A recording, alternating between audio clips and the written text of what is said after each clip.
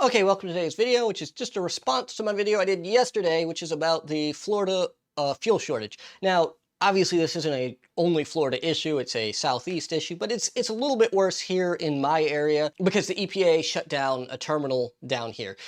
So now we'll get into that because the EPA issued a waiver. They issued it last night and goes into effect today. So we'll get into that. But yeah, so 73% of gas stations. I didn't make this number up. It came from a news article. In Pensacola, were out of gas, and Tallahassee, like 50% of them were. And from what I saw yesterday, it looked like almost all of them were out of gas here in Fort Walton Beach. And this is all due to panic buying. This really isn't in effect yet from what happened because the trucks were still showing up. I even showed one showing up at the gas station yesterday. So, you know, the tankers were still coming in, just everyone was panic buying so fast and so much that there was no gas. And you know, there are some people that aren't panic buying, that they need it for practical purposes. That, you know, I got that response on my video yesterday that, you know, hey, I had to go buy extra gas because everybody's buying all of the gas, and I like literally, you know, work from my van. It's a work van or whatever. So yeah, totally understand that's not panic buying. That is being practical. The same with, you know, like I said, you know, during a hurricane, you go buy 2 or 3, you know, 5-gallon things of gas because you got a generator that you're gonna have to run for a week. That's not panic buying. That's just having enough gas to run your generator for the week. Because when the hurricane comes, there's gonna be no power. You're not gonna be able to get gas from the gas station, or the gas station's destroyed. Whatever. So yeah, there is appropriate times to buy extra gas. It is not panic buying. Now, those guys that go buy 10 or 15 of them, or the meme pictures you see where they got the big blue food grade barrels and they're filling them up with gas, or the IBC containers and they're filling them up with gas, those guys are just panic buying idiots. They're also probably scalpers that are going to resell the gas later for a profit. Those guys are the ones that are causing the big problems here because, you know, they're getting hundreds of gallons of gas and spending thousands of dollars. They're idiots. And they're the ones causing the problems. Plus all of your moms and stuff that, you know, normally just drive around on half a tank, go be like, okay, I better go get a full tank. And, you know, once you add up enough of those, that causes problems too. I, Now, my thing is, I don't think you should be riding around on E all the time because you're going to burn up your fuel pump. So these people should have always been filling up to a full tank, in my opinion. I guess you do get better mileage, though, with less weight in your car. So I don't know. You make your decision there. Not an expert on that stuff. But yeah, so I'm just trying to kind of cover some of the criticism I got. And the main criticism that I got is that I'm not very funny, and you're correct. That's all I have to say. This channel is not a news vlogging kind of channel. It's a electronics repair channel. I tried to be kind of funny about the whole EV thing, and nobody picked it up as humor. They just picked it up as me being a snob. And I was trying to make fun of Tesla snobs was what was going on there. So if you've ever gone for a ride in a Tesla before, if you ever had a friend that had a Tesla and you said, hey, can we go to the convenience store and grab a soda or something? They'll be like, yes, let's go jump in my Tesla. They never go, yeah, let's go get in the car. You know, you go ask a guy with a Chevy truck for a ride, he's going to say, yeah, let's go get in the truck. They're not going to say, let's go get in my Chevy truck. But if you ask somebody with a Jeep or a Tesla, they're going to make damn sure you know that you're getting in a Jeep or a Tesla. They're like, yeah, let's go for a ride in a Jeep, or let's go get in a Tesla. They you know, they never can not say that. So that was kind of the joke I was trying to make is, yeah, let's go get in my EV and laugh at all these people getting gas. My EV runs on gas also. So if I drive more than 30 miles, I run on gas. So I do need gas. And I go to Pensacola every so often. So yeah, I do need to put gas in there. The other thing that I got criticized on is that it does not take an hour to 45 minutes to get to Pensacola, which is correct. I was trying to say it takes an hour and 45 minutes, but I don't script my videos. They just come, you know, right off. And I said it wrong. I did catch that in editing, but was like, this isn't worth fixing. So yeah, I got criticized on that on Reddit. Which, yeah, now it normally only takes an hour to get to Pensacola, but the bridge is out. So you have to go down Highway 98, which is full of traffic for spring breakers and all of that right now. And then you have to go back up to I-10 and take I-10 into Pensacola. And that takes more like an hour and a half to hour and 45 minutes because of traffic right now. If you do go really early in the morning, you can get there in about an hour if you kind of push the speed limits a little bit. Yeah, it really takes like an hour and 45 minutes with traffic right now. And that's what I was trying to say. I said it wrong. See, what other criticism did I get? Oh, I got criticism that I was fear-mongering. I really wasn't trying to. The whole point of this video was to say that you guys are panic buying, like quit panic buying. It was what I was trying to say. And I didn't come across with that. So I did say, like, reality is there probably will be some localized fuel shortages, because there will be, because of the EPA shutting down the plant and the hack. Now, like I said, EPA just issued a waiver, so hey, that hopefully will resolve the problem. We may not actually have any fuel shortages here in the area. You know, if people quit panic buying.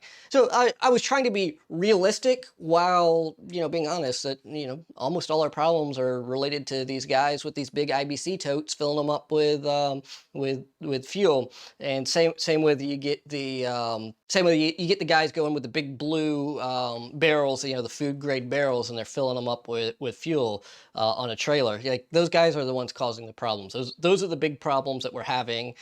They're hoarding fuel. Not the people that go, hey, I work in my van and I need to buy, you know, an extra 8 gallons of gas to make it through the week, or an extra 5 gallons of gas. I totally understand that. You need that gas to work. That's not panic buying. But the people that are, you know, that are buying 10 or 12, you know, red things of gas just because they think they're preppers and they think they're gonna, you know, outsmart the system here. No, they're just idiots that are ruining it for everyone else. So that's what I was trying to get across. I don't think I articulated that very well. So what other criticism? Oh yeah, I got criticism. EV goes burr. Yeah, EV goes burr, or not EV. Electric bike goes burr, or durr. Yeah, yes, my electric bike does go durr when I go down the road. Yeah, it was like a $200 build. I built that electric bike as cheap as possible, and they are not practical for every person. You know, some people aren't capable of riding a bike, and other people definitely not practical to ride, you know, 20 miles to work on an electric bike. Yeah, totally get that. It is, again, just another joke about, you know, fuel shortages, me trying to be funny. Other people didn't find it funny, which is cool. So let's take a look at some of these articles now. Just take a look at the news real quick and see what's going on here. Okay, so here is the first piece of news that I want to go over. It is a 73% of gas stations without gas, but help is on the way after the EPA issues a waiver. So yeah, last night the EPA issued a waiver for the shutdown of the Trans-Montane thing going on there. So yeah, they were in violation. Let's see. The Trans-Montane fuel terminal located in downtown Pensacola is a major fuel distribution for the region, which receives fuel shipments by sea. The terminal has been shut down since May 1st because they did not have fuel mixes that comply with the stricter EPA requirements for the summer. So yeah, you have two different fuel mixtures for summer and winter, if you're not aware. One is so it doesn't freeze, and the other one in summer is so that way it's less volatile and less of it gets in the air. So it got shut down May 1st, and it comes in by sea. So I said tankers in the last video. I was actually incorrect in that. We don't get it by the big shipping tankers. We get them on fuel barges, which I should have known that because I remembered seeing them as a kid in Panama City. They'd come through. They used to offload in Panama City. I don't know if they do that anymore, but when I was a kid, they used to offload in Panama City. I'd go run down the bay and watch them do that. So yeah, they used to. I've seen them before. I should have remembered that it didn't come in on tankers. It came in on barges. But yeah, so we get most of our fuel down here by tanker, by barge, not by pipeline. So that's what I was trying to say. Is that yeah, this terminal is shut down because they weren't mixing the fuel correctly, and they got a waiver now. So the waiver remains in effect till May 31st, which is enough time for the Colonial Pipeline to get opened back up, and it really should give them enough time to fix that. Like, why can they not get the mixtures right? I don't know. I have no clue how they mix fuel, so could be interesting there. And that was the other thing I was just showing, like, here is a news article. It goes, hey, down in South Florida, they don't get their fuel from pipelines, because yeah, most of Florida does not get our fuel from pipelines. We get it from barges and maybe some tankers, I don't know, but barges, which is, I saw them as kids, so I knew they existed. I just escaped my mind during the video.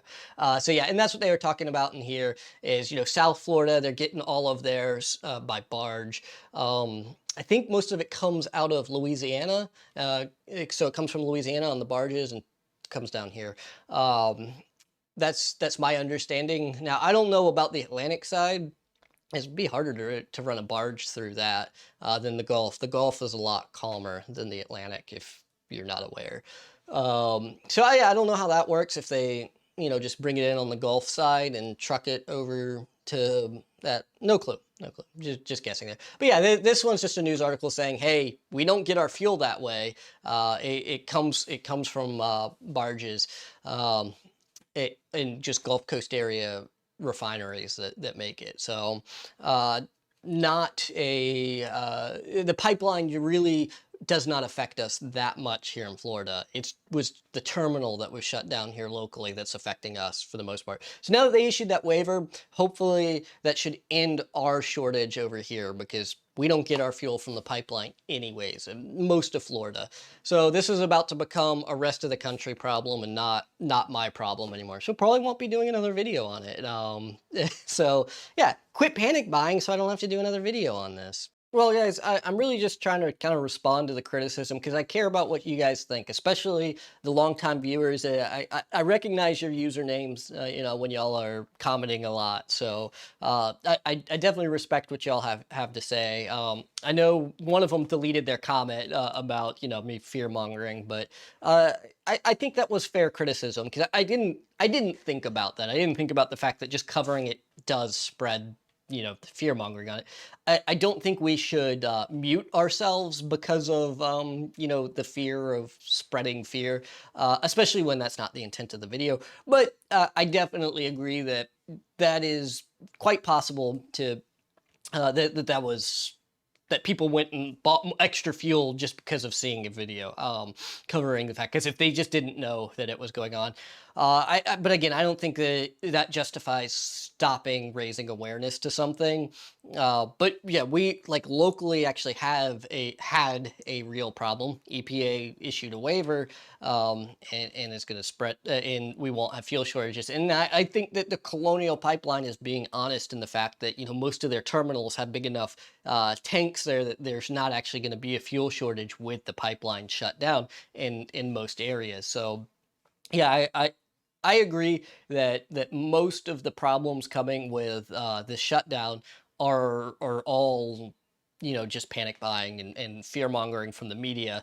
You just have to be careful of how much you believe on a lot of that stuff too, because then you end up believing in the insurrection and stuff like that. Like people get too much media and they believe too much stuff, and then they start believing in things that they would never believed in before. So yeah, you just have to be careful in what you believe in the media. This is not a political channel. I know a lot of my political ideologies do not align with a lot of my viewers' political ideologies. I can definitely tell that from the comment sections in a lot of my videos. So yeah, I try to keep politics out of it. But it's definitely, one of those things where, just be careful in what you believe in and see in the news.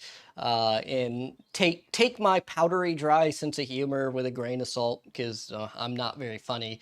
But I really appreciate you guys. I really appreciate your criticism on the channel, and I'm amazed with how popular the video is. Another piece of criticism that I got that I disagree with is that I did the video for views. No, I did the video because it's affecting my local area and it was fun. Now, what I did do for views is post my video in a lot of places that I normally don't post posted a bunch of Facebook groups and stuff that you know, they're just local groups. So I ended up posting there and put it on a couple of Reddit pages, and I normally don't post videos to. So I did do stuff for views in the video, but the purpose of the video was not for views. It was literally, I was bored. I was not enjoying the repair I was doing at the moment, and was like, let me go get out of the house for a little bit with the camera. That was the whole point of that video. But I do appreciate you guys watching it, and hopefully I sprinkled in just enough news in this one to be educational still, yet respond to the criticism that I received. So yeah, hey, thanks for watching, and I'll see you guys in the next one.